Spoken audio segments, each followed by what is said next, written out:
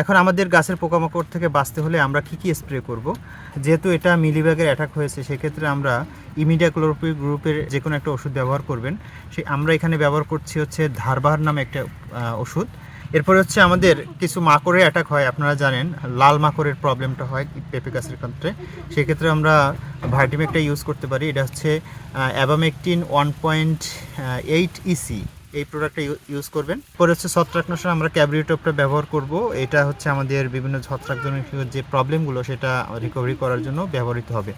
এখন প্রয়োগের মাত্রাটা হচ্ছে আমরা 4 লিটারে 1 মিলি দিব, অথবা হচ্ছে আপনারা যদি আপনার অ্যাটাক বেশি হয় সেক্ষেত্রে আপনারা 1 মিলি 1 লিটারে দিতে পারবেন।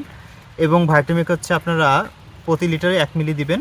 ক্যাব্রিওটপ হচ্ছে আপনারা 1 গ্রাম 1 লিটার পানিতে ব্যবহার করবেন। এটা আমরা আজকে ব্যবহার করব বিকালবেলা আসরের পরে। এরপর হচ্ছে তার পরের দিন হচ্ছে আমরা এই ক্যাব্রিওটপটা ব্যবহার করব।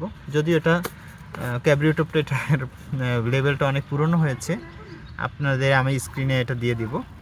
এই ওষুধগুলো ব্যবহার করলে আশা করি, এবং এই ওষুধগুলো অবশ্যই 15 দিন পর পর ব্যবহার করবেন, তাহলে হচ্ছে আপনাদের এই গাছে রোগমুক্ত গাছ আপনারা পাবেন।